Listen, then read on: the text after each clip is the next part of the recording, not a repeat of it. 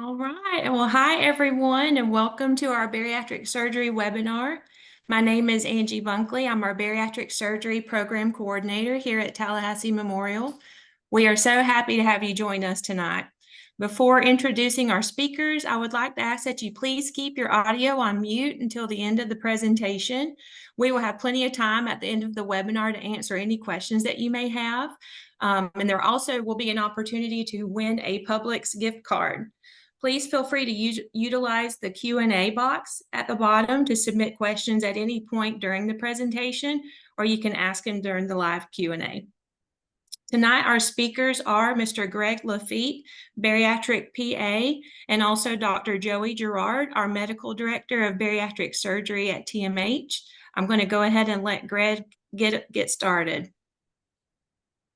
Well, good evening, everybody. I'm glad you're here to join in with us. I think you're going to be in for a real treat tonight because we're going to go over a number of things per that list in front of you that are probably very near and dear to you, and that's why we joined to have this webinar tonight. So for the list that I have there, pretty comprehensive. I'm going to make it, I think, slightly entertaining as well as interesting, and then hand this thing off to the surgeon that does these things for you.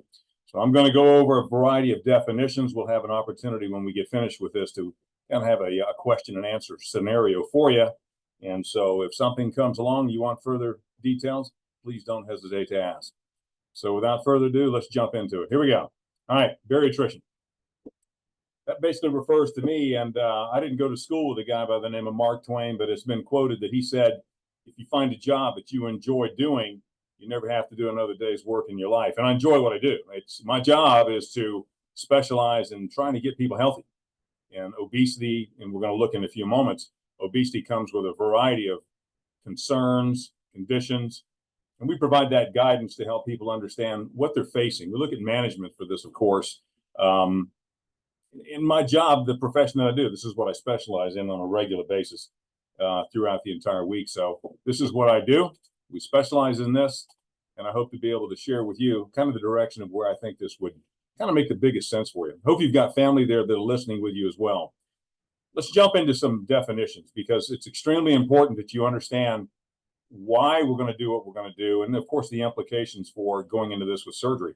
It's a chronic disease, and if anybody suggests, well, this is because, well, I'm lazy because I don't do what I'm supposed to do, we need to dispel that notion and hit this right out of the park. It is a disease, and when there's an increase in body fat, it causes other diseases and other challenges.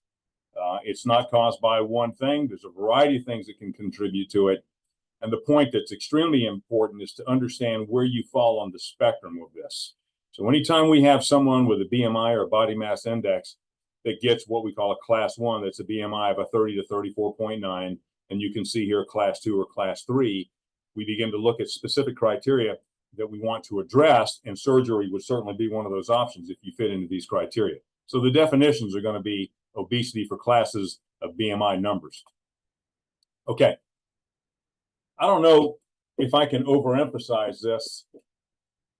It's extremely important that we get this message out. And I've been doing this now 2 days from now. I will have been here 8 years, and I would imagine I probably had rough numbers of about 8,000 patients. It's not a weakness of the individual. Obesity is a disease, and once it gets its foothold in, it's extremely hard. It's extremely hard to be able to turn this around. In the past, if you went to talk to someone about getting help, oftentimes they'd be rather judgmental and make you feel like it was something that you caused. And generally speaking, the standard approach to this would be diet and exercise. And that if you didn't do diet and exercise, then it was your fault that you weren't serious about this. And furthermore, there were, and still are today, there are people that have perceptions that think that gastric surgery, weight loss surgery, it's a dangerous thing. You hear about, well, I know someone lived down the road, or I have a family member, or I have this or that. And the reality of it is, obesity is a disease, and it does lead to several very, very serious health conditions.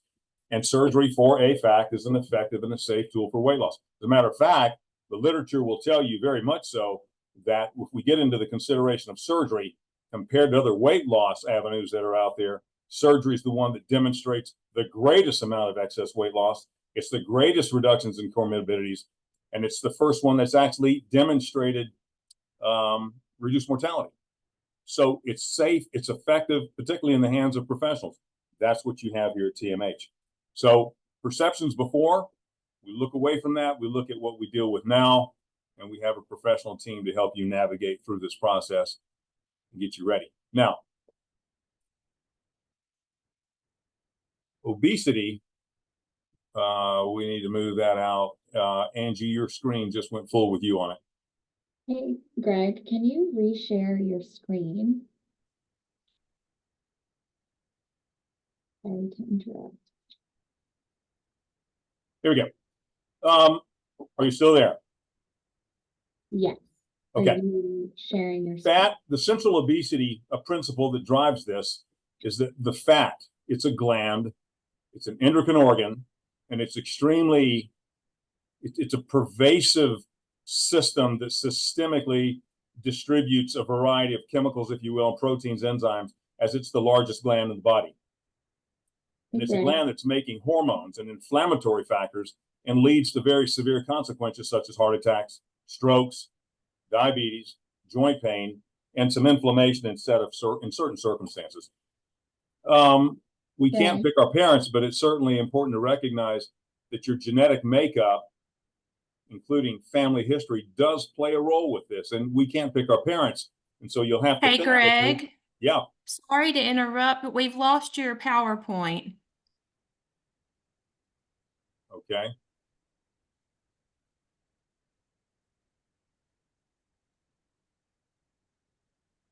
All right.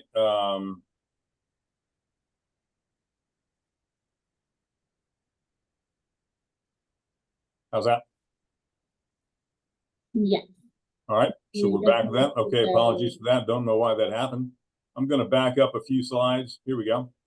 As I was stating, your parents, the genetic makeup with this does play a role.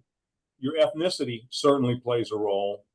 And these are the kinds of things that I think that patients should basically kind of understand, that there's some parts that you have some control over, and there's some things that you simply don't.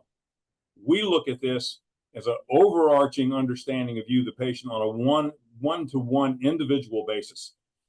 And so we also suggest that maybe there are some things that we can change. Medical causes and diseases. Of course, we order labs. We go way into the details about your medical history so that we can have an appreciation for the kinds of things that we want to do to influence that. Stress plays a role. Everybody probably listening today can recall that when COVID came along, there were significant emotional ups and downs that might have contributed, if you will, to stress or emotional eating. Lack of physical activity. The jobs that we have now, we're not out loading railroad cars, or we're not with jobs that are outside with a lot more physical demands on them. Environment, of course, and some medications of which I go into details with. So yeah, there's some very powerful factors that are associated with obesity. And we, of course, we want to address each of those as we go. All right. Medical problems. Hey, This Greg. list Sorry to perhaps seems interrupt. slightly imposing, but I can't think of Hey, more. Greg, I think Macy was asking something real quick. Can you do the slideshow where they can see your full slide? Yeah.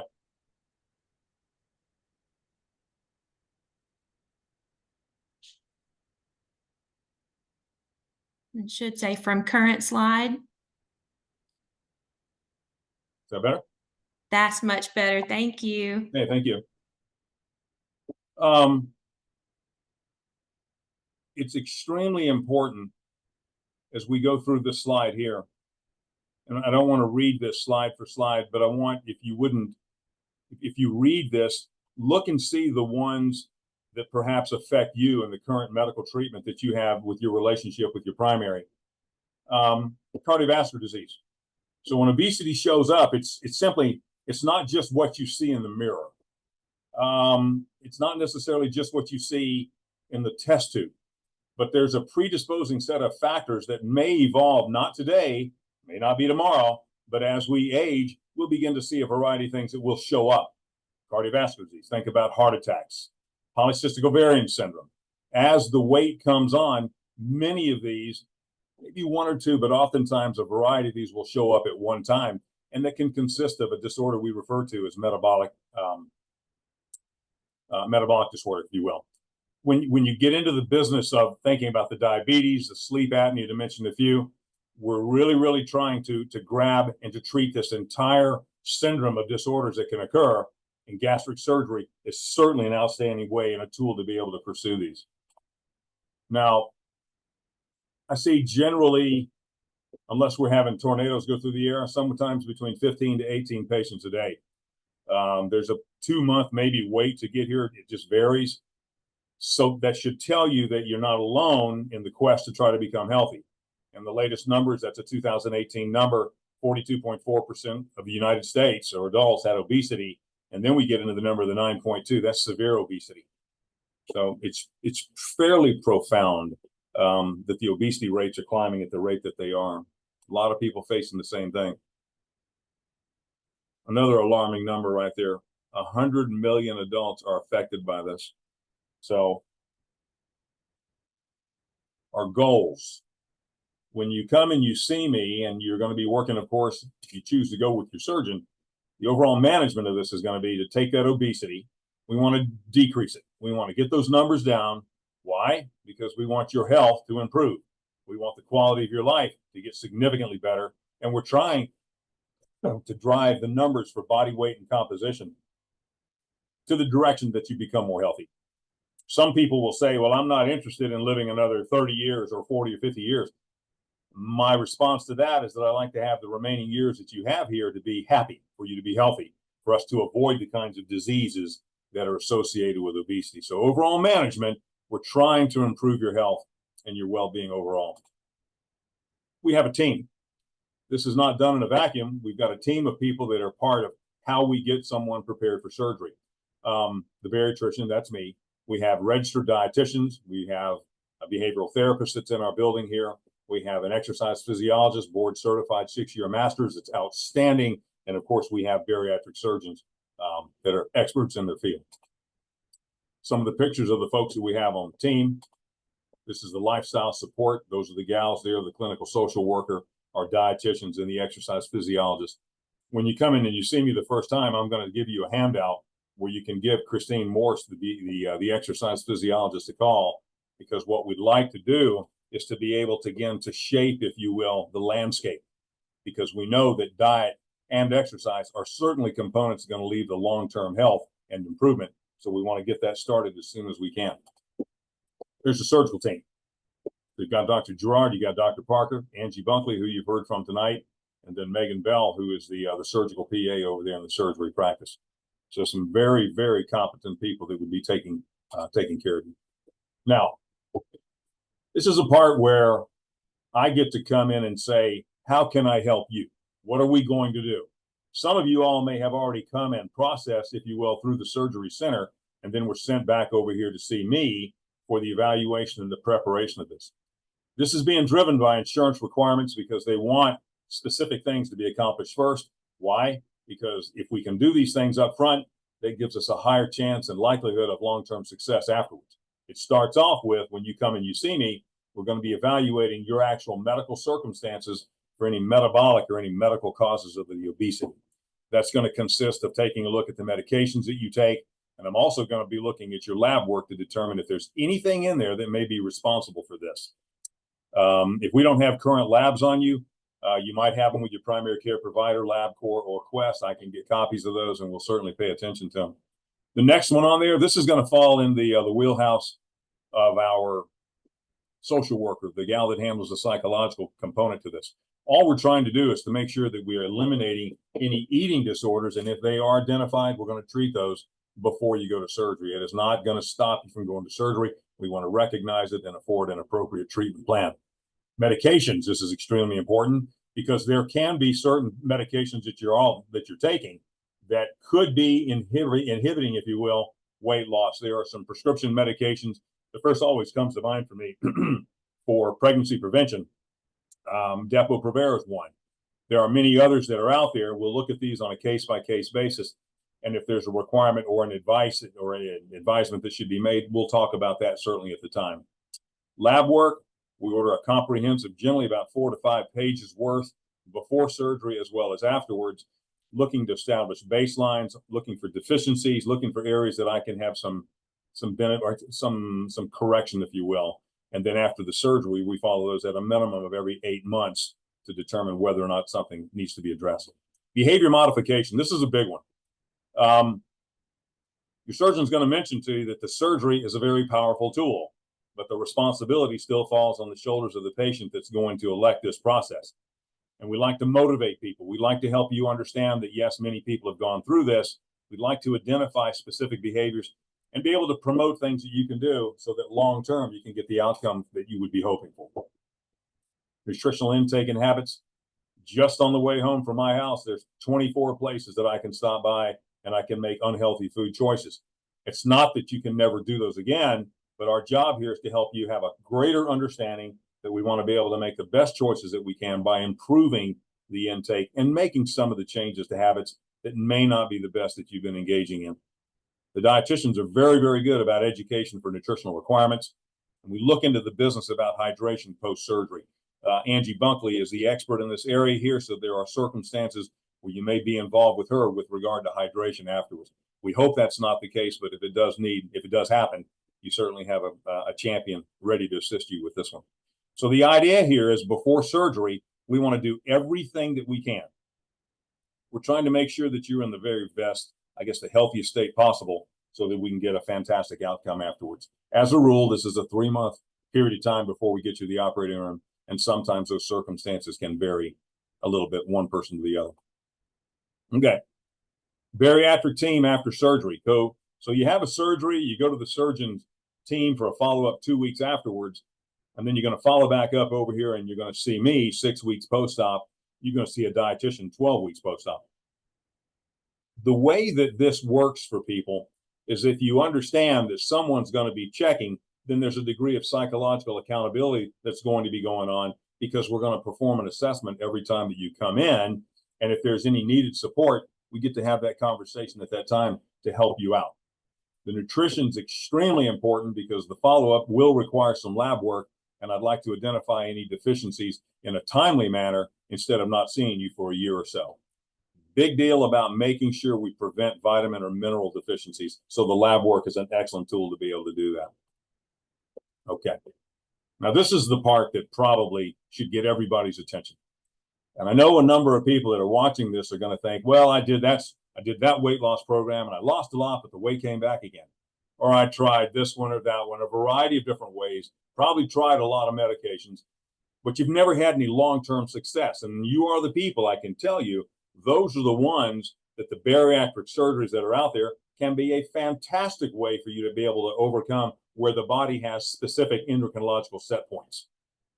Surgery is going to, and he's going to get into this in some great detail, but it's an effective therapy for weight loss. And that weight loss number that can make a great big difference oftentimes will either lead you to a complete resolution of the comorbidities or certainly an improvement in those. Many of the numbers will probably point to losing about 70% of that excess weight. And so if you put that in context of, well, what does that really mean for me? That means, generally speaking, at the 18-month mark after your surgery, you could expect within a degree of reasonableness to be down 70% of that excess weight that you've been carrying. I've been here 8 years. I've seen people lose 200 pounds. I've seen people lose 250 pounds.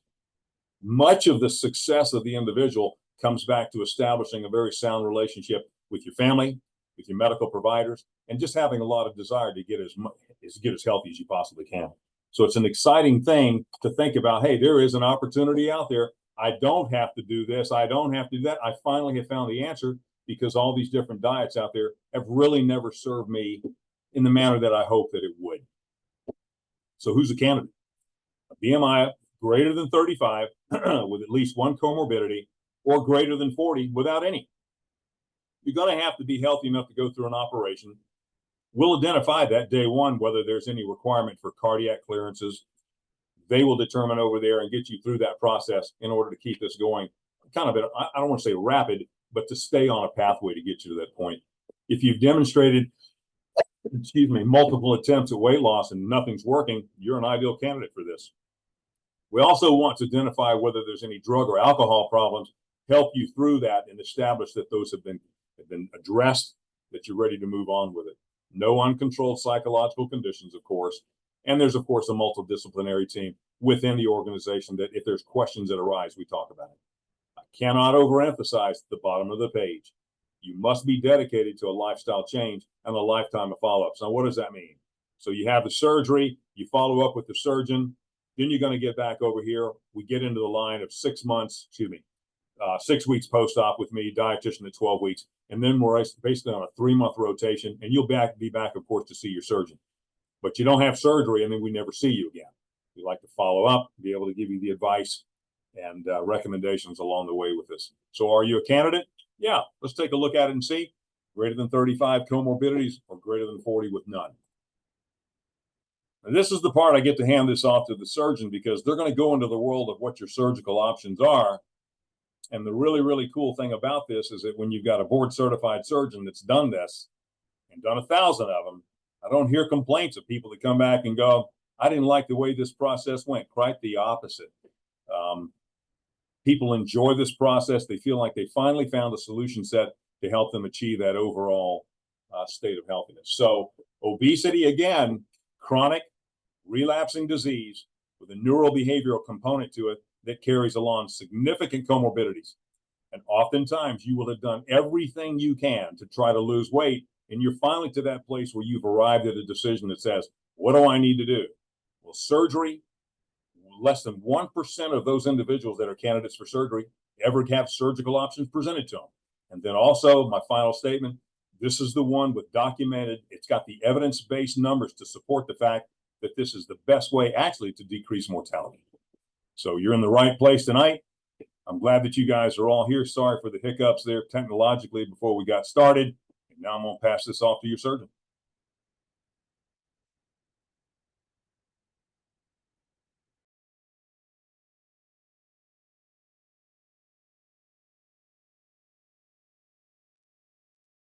Hey, good evening.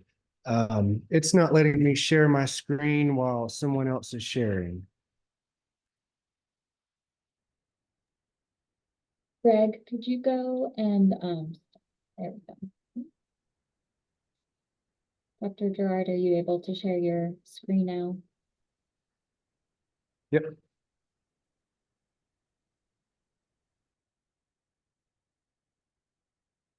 How's that? Perfect. Okay, I'll get started. Greg, as always, thanks so much for the introduction and your overview of the program and obesity medicine and how it plays into bariatric surgery. As he mentioned multiple times, this is a collaborative process with surgery and medicine, and no single entity or aspect of any of this works alone. It takes a team approach for all of it. So I'm going to dive right into the types of surgeries that we offer, and allow plenty of time for questions. So first of all, we kind of divide bariatric surgery into 2 broad categories of restrictive and malabsorptive procedures. And there's a little bit of both to gastric bypass and duodenal switch. But the lap band and the sleeve are very similar, and then they're restrictive only procedures.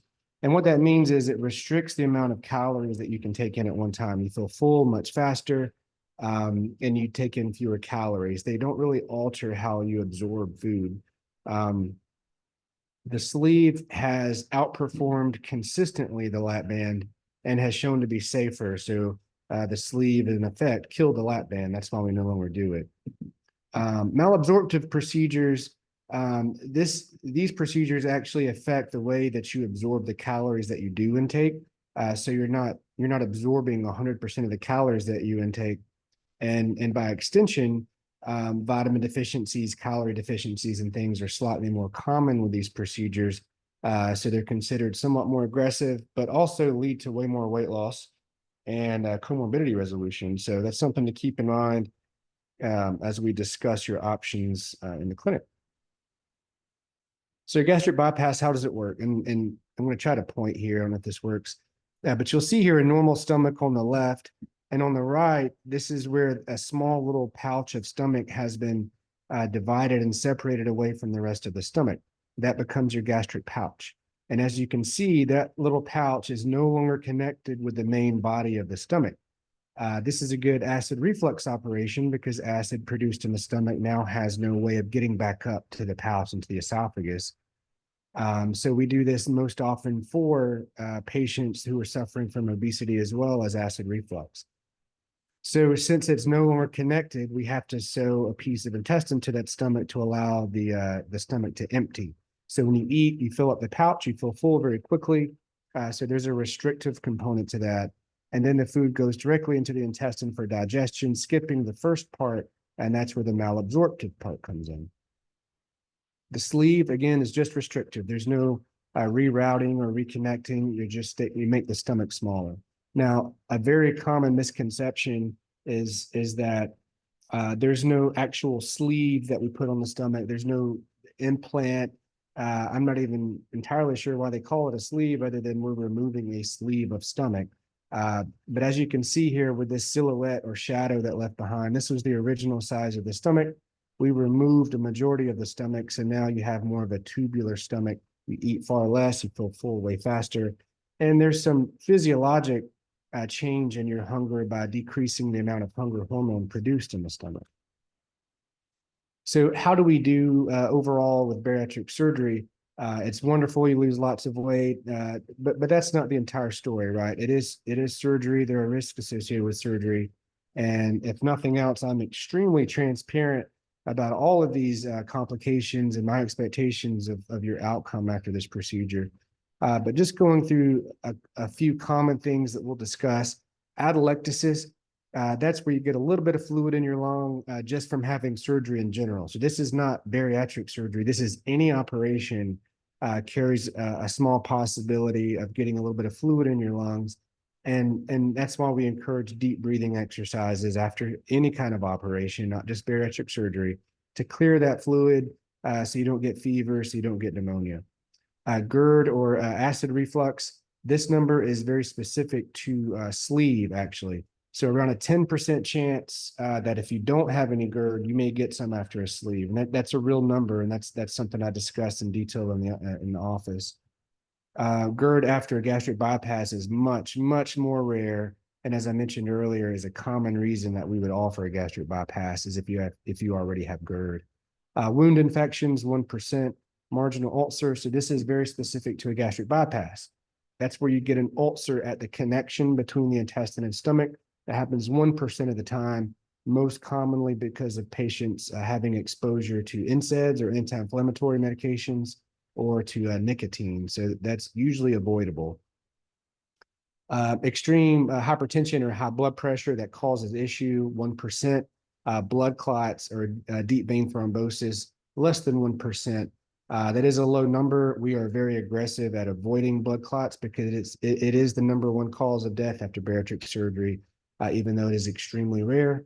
And everyone receives heparin or some form of blood thinner while they're in the hospital. And we can discuss this separately in the office if I think that you may need blood thinners after you leave the hospital. But that is very, very rare and tends to be only with patients who have had blood clots in the past, or some medical condition that would predispose them to getting blood clots.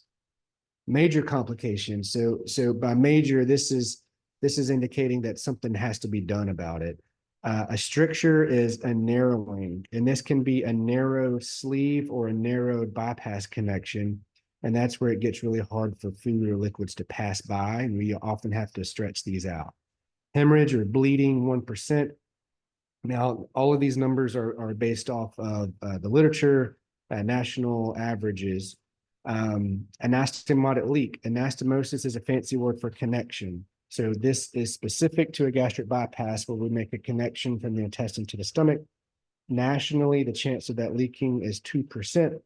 Having a bowel obstruction, 0.2%. And nationally, the risk of death from bariatric surgery is 1 in 1,000. Now, this is our numbers over the past year, where we've done about 200 bariatric procedures, primary bariatric procedures. And you'll see that most of our numbers are along national averages. Related admissions, that means you have to get readmitted to the hospital for something related to the surgery that you had. 5%. A vast majority of that is related to dehydration, not being able to keep up with your fluid requirements. We do have extensive resources to make sure that you get your fluids or IV fluids if you need them. And we will discuss this ad nauseum in the office because I really want to get that 5% down. So we offer every resource available. We just need you guys to utilize those resources. Related reoperations, that means you have a complication related to your surgery that requires that we reoperate. That happened twice in the past 200 patients, so 1%. That is actually below national averages. Bleeding 0%, bowel obstruction 0%, all below national averages. We unfortunately had 3 patients with blood clot. Again, national average is about 1%, so we're close. And we are, again, very, very aggressive about avoiding this. 0 deaths, fortunately, over the past year. This has been very good. Wound complications, very rare. That anastomotic leak or leak from the staple line that I was discussing, again, knock on wood, we've had 0 of those over the past year, and 0 blood clots that went to the lung, both below national averages. So we talked about the early complications and risks. What about late complications? This is not in your first year after surgery, but long term. Protein malnutrition.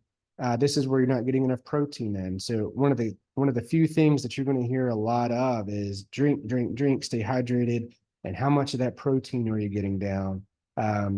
For obvious reasons, staying hydrated is important, but protein is often overlooked by patients. It's undervalued. We don't talk about this enough, but protein is extremely important for maintaining any bodily function. And the most important function, I think, after surgery is healing the surgery that we just did.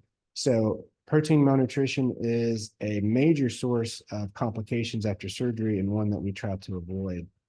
Vitamin deficiencies, you're going to get very specific information on what types of vitamins you should be taking. And we will be checking those very regularly after surgery to try and avoid these things.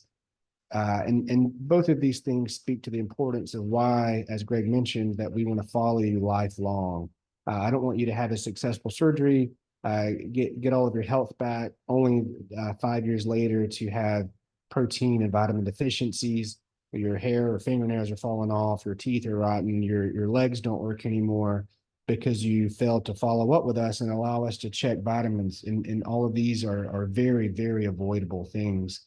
You just have to follow up with us and let us maintain this journey with you. Expected weight loss. Greg also hinted at this. On average, and I'll discuss every patient that comes to see me, I will give you your very specific expectations for your weight loss, as well as your specific risk of complications that I have a printout from the American College of Surgeons based off of your age, race, comorbidities, etc. But on average, 3 months out from surgery, 40% excess weight loss. That's not total body weight loss. That is the percentage of your overweightness, so to speak. So simple math, if you're 250 pounds and your ideal weight is 150 pounds, we say that you're 100 pounds overweight. You can expect to lose about 40 pounds in 3 months, 60 pounds at 6 months. And you can see this slows down considerably. And by 12 months, you're typically about as low as you're going to get. So this also is a very common question. I lost a ton of weight in the first 3 months. I don't want to lose too much weight. I don't want to look malnourished. Well, the weight loss tends to slow around the 9-month mark. And it is pretty rare to continue to lose any significant weight after the first 12 months. Again, I'll show you this in the office, but the gastric bypass does outperform the sleeve early on in that first year. But data has shown about 5 years out, the sleeve and the bypass are pretty neck and neck as far as maintaining weight loss. So again, Greg has mentioned a lot of these things. It's not about just the weight. It's not about the scale. It's not about the number of pounds that you lose. It's about getting your life back, your quality of life back, and making you more mobile, allowing you to participate with your kids, your grandkids, giving you that quality of life that you've been missing out on based off of this chronic disease that, believe it or not, almost half the country is dealing with. Things that we don't talk about. So it's not just It's not just weight. How does this affect other medical problems that are associated with your weight? And a lot of the stuff that you probably never would have thought was related to your weight. But sleep apnea, very common, 75% can get off of their CPAP after bariatric surgery. Cardiovascular disease, and this includes stroke. Recent data shows a 50% risk reduction in dying from cardiovascular disease after bariatric surgery. And that's regardless if you have cardiovascular disease at the time of surgery or not. Your risk of dying is cut in half by this operation. 92% improvement in high blood pressure, diabetes, high cholesterol. Those are easy ones, right? We know that those are related to your weight. How about infertility? How about PCOS? I brag that I have the best fertility rates of any surgeon on the panhandle because I address weight, right? I don't address your fertility directly. We help you to lose weight. And because of that, a lot of patients become fertile. I don't want to chase the rabbit hole too far, but you'll hear us discuss the need to recommend multiple contraceptions after bariatric surgery. I've had so many patients, their eyes glaze over, they roll their eyes at me. They've been trying to have a kid for 10, 15 years and it just wouldn't happen. And then 6 months after from surgery, they're down 75 pounds and they're pregnant. So we don't want that to happen right after surgery. It's not good to try and grow a fetus while you're actively losing weight. So we do want you to wait on that after surgery, but it'll happen. So if you're one of those that have been trying for years and years and years, there's a very strong possibility that your infertility could be related to your weight. And those are things that we try to improve. Cancer is another big one. Depending on the type of cancer, breast cancer, ovarian cancer, endometrial cancer that are hormone-based cancers, there's a 60 or 70% risk reduction of developing those cancers after weight loss surgery. So colorectal cancer is another one, about a 40 or 50% risk reduction of getting those types of cancer after bariatric surgery. So this can prevent cancer. This can make you fertile, along with all of the high blood pressure, diabetes things that we talk about frequently. I think I've mentioned most of this already, but plenty of studies show a 90% risk reduction in 5-year mortality. I mean, this decreases the chances of you dying over the next 5 years by 90%. That's profound. The average person after bariatric surgery gains about 9 years of life expectancy. That's almost a decade. This reduces healthcare utilization. What does that mean? That means surgery pays for itself in 23 months on average. It reduces the cost of your lifetime health expenses by about 70%. So don't think that this is expensive, but this is a money saver. And this is what a lot of insurance companies are now starting to realize. Oh, shoot, we need to get on the bandwagon here. This is going to save us a ton of money if we cover bariatric surgery for our patients. So how do we do it at TMH? Dr. Seeloff has retired. Dr. Parker, we just hired on about 9 months ago almost. He's been here for not quite a year now. He and I fortunately trained together. He was about 4 years behind me in residency. He also went and did the same fellowship I did. So we have a very similar skill set and the way we do things, but we are almost exclusively robotic now for bariatric surgery. I haven't done a laparoscopic bariatric procedure in a couple of years probably. Our gastric bypass is usually around 90 minutes. Sleeve is around 30 to 45 minutes. Now, if you've had lots of surgeries before and scar tissue, that may add some time. So don't have your family with a stopwatch timing me, but on average, those are less than 45 minutes for sleeves. I think, Angie, you can correct me on this, about 90 to 95% of our patients go home the day after surgery. Occasionally, we'll have someone stay 2 nights, but that's a rarity. Most patients are back at work in 1 to 2 weeks. It's not the pain, it's not the recovery, it's the getting used to your new diet and lifestyle that I really want patients to focus on before they return to the distractions of work. I haven't written a narcotic pain prescription for bariatric surgery in about 1.5 years. We do nerve blocks, we do non-narcotics. Patients do great with it. The return to work is much faster. Constipation, dehydration rates, ER visit rates have almost cut in half since we've eliminated narcotics, and it works great. Patients are happy with it. So we're really aggressive at getting you back to your life as soon as possible. Insurance information, there's an entire textbook written on this stuff. I can't remember all of it. In general, Greg was right. BMI of over 40, anybody qualifies, greater than 35 if you have comorbidities. Some insurance companies have now decreased that down to 30 in diabetics. So Angie, we're going to meet soon about changing some of our policies also. So we don't want to be the rate limiting step. It's honestly going to be your insurance company that decides if you're a candidate or not. But down to 30 in diabetics with some insurance companies. You have to have tried to lose weight before. You can't just hop into this thing and want an easy way out. This is not an easy way out. We want to see that you are committed, that you've tried things in the past that have failed, and those are the patients who come in and want a lifestyle change and want to get better, want to get healthier. Psychological evaluations, obesity medicine evaluation, nutrition evaluations are all part of the process that we'll walk you through with Greg. And we want to help you, right? We're motivated to help you just as you're motivated to get help. We don't want you to, listen to this seminar, sign up and if we can help you, great. If not. No, we want to help everybody. We're motivated. We recently hired a new insurance specialist within our office just to help navigate through some of the ongoing changes in insurance companies. So please reach out. If you're not sure if you have coverage, reach out. We'll tell you how to contact your insurance company. You do have to contact them directly. They will not give us specifics to your benefit plans, but we can certainly help tell you how to call, what specific questions to ask, and try to get you approved.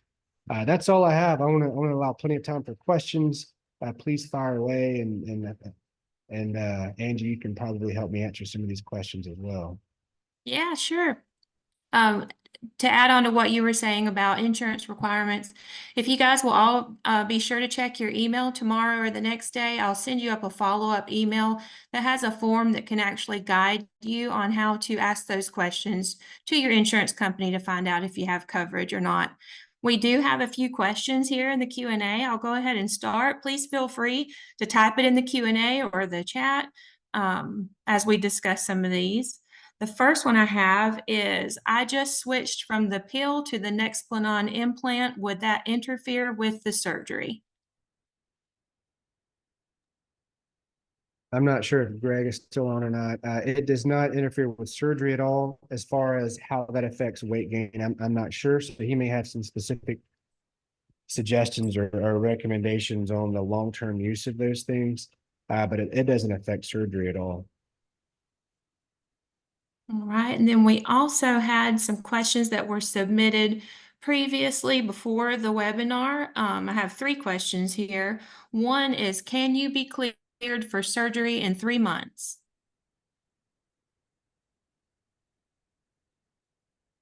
Can you? That's a tough question, a loaded question.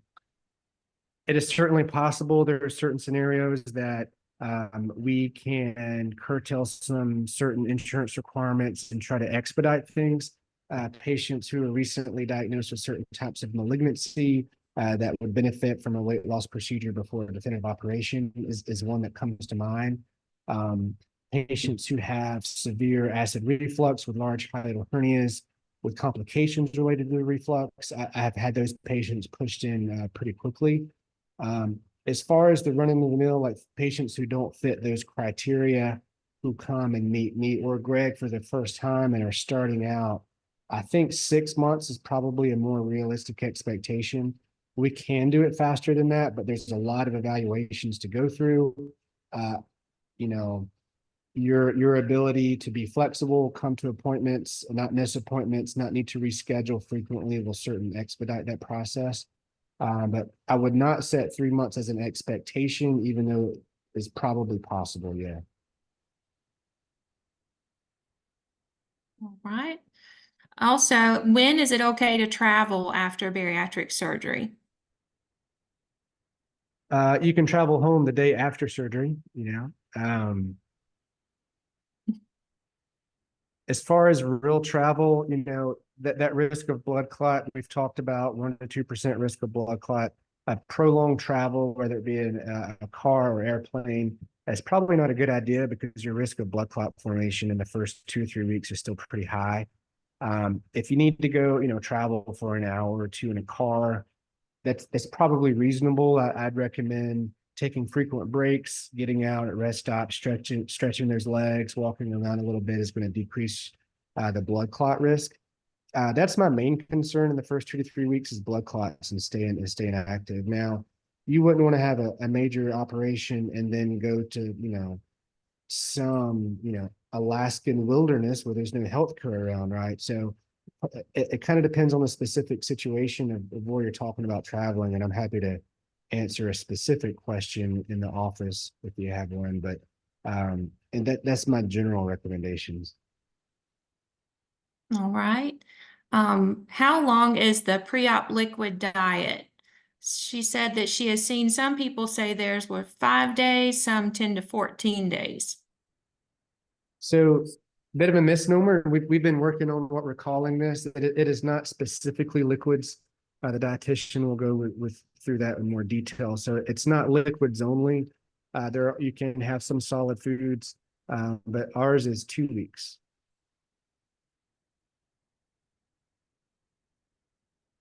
What is the relapse weight gain percentage following surgery? So regaining 10 and even up to 20% of the weight you lose for 5 years after surgery is considered acceptable. I wouldn't say a lot of people do that. Maybe up to 20% of patients, or 10 to 20% of patients do more than that. I would say 80% or more maintain their weight for 5 years and beyond. And because you bring up a very good point. That point sort of displays the chronic nature of obesity, and why we consider that a chronic disease now, like cancer or any other disease, right? It's a chronic disease that we try with surgery and lifestyle changes to put in remission. We no longer say we cure obesity. We no longer say we cure high blood pressure or diabetes. We put these things in remission. So I would say 20% roughly will regain more than 10 to 20% of their weight at 5 years. We try to keep that weight off with the long-term follow-up. Some of the newer medications have been helpful adjuncts in reducing that number.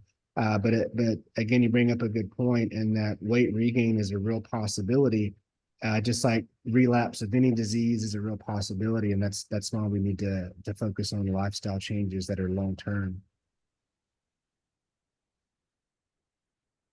All right. We have, when my grandmother had gastric bypass, she ended up having a lot of hanging skin. Do you offer any programs to help get rid of that after an operation, or would that be a question for my insurance? Maybe a little bit of both. Yeah, probably both. How much skin are you going to have kind of depends on what is your body fat distribution like, how much weight are you losing, your age. Younger people can bounce back a little easier than patients who are a little older.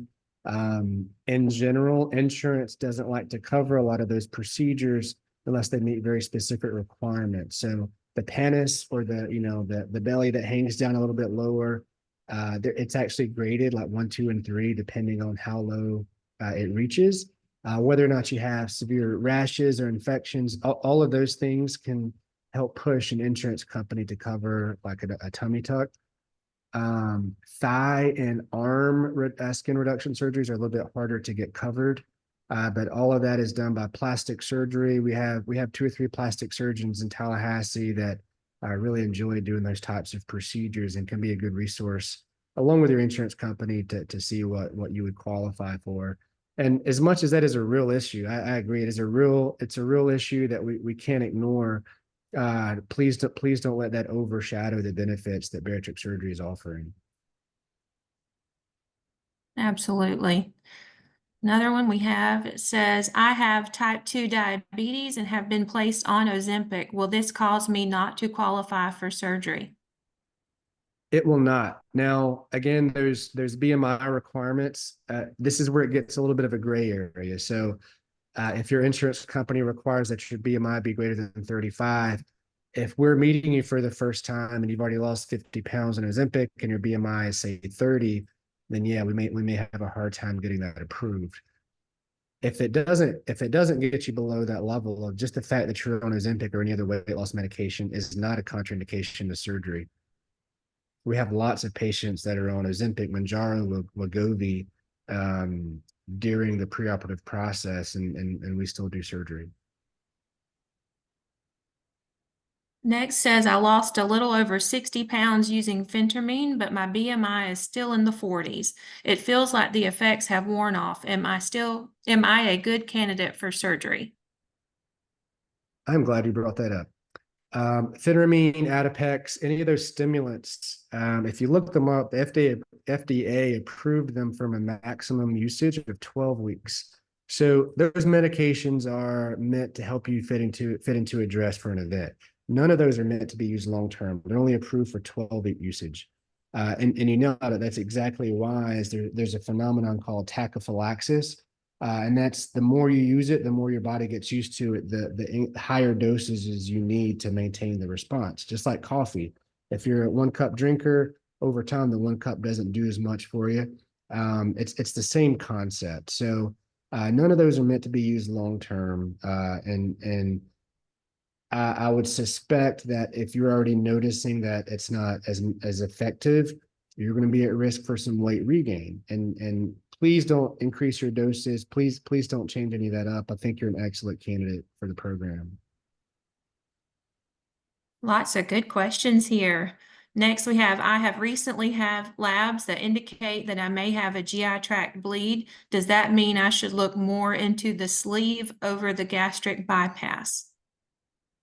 You need to figure out what the bleed is, where the bleed is, what it's coming from. If you have, bleeding in your esophagus from severe GERD or reflux, then yeah, you don't want to do a sleeve. If you have a bleed from your colon, for example, that has no play at all on what bariatric procedure. So I need a little bit more information on that one, unfortunately.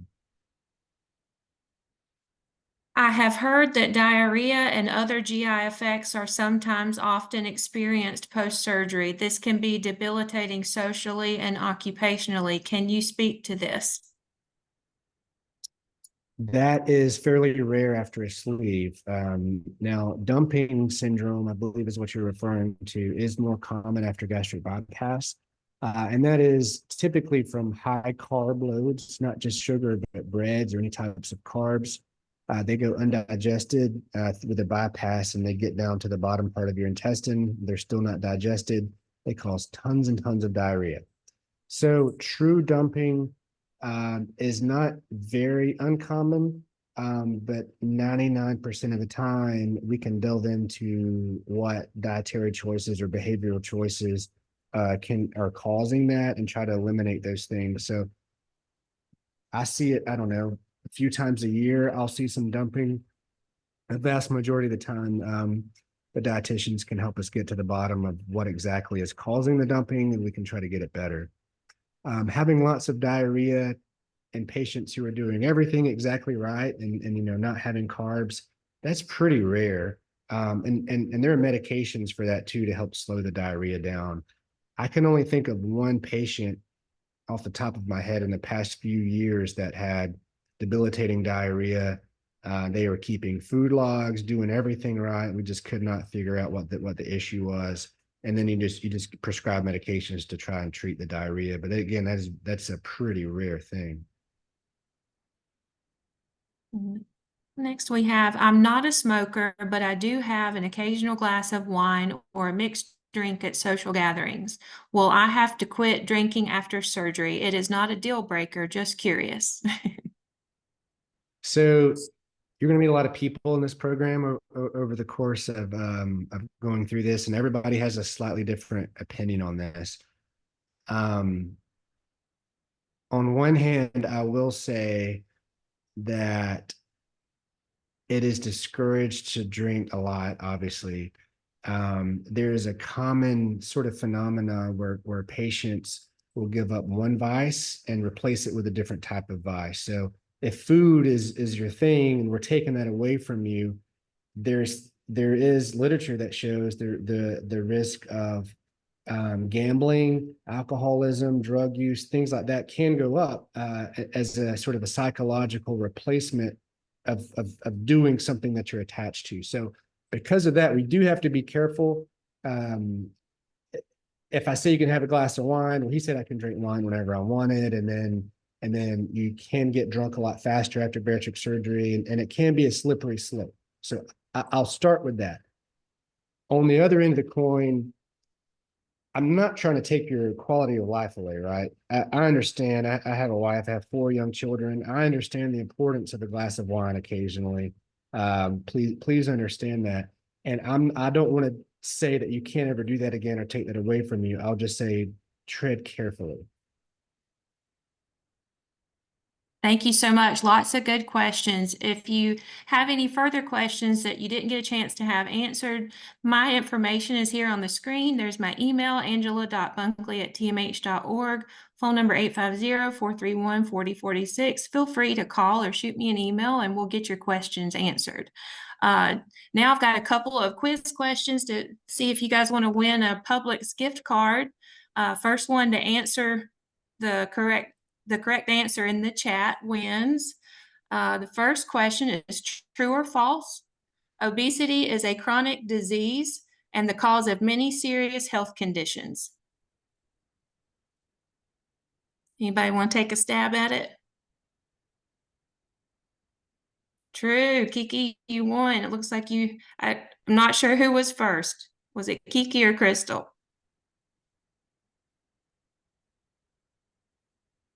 I saw Kiki It looks show like up y'all first both on my did. side. Kiki showed up first. All right. We will send you an email and get with you on the best way to get your Publix gift card. Next question I have is also true or false. After bariatric surgery, many patients lose about 70% of their excess weight. Is that true or false?